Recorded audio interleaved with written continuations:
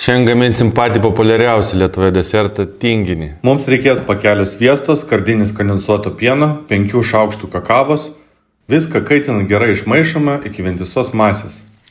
Šį kartą naudosiu mūsų vaikystės sausainius gaidelis. Reikia tiesiog susitraiškit. Galima su kočėlu, aš tai ranka kai kočėlas. Pilame viską į dubenį.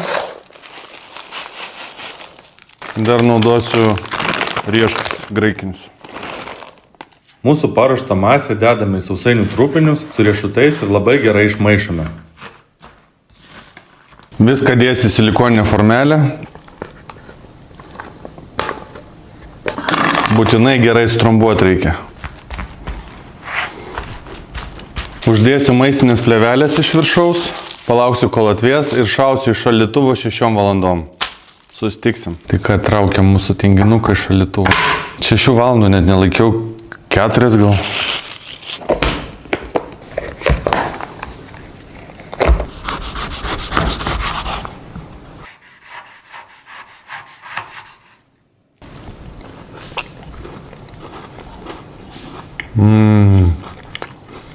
Primena vaikystę.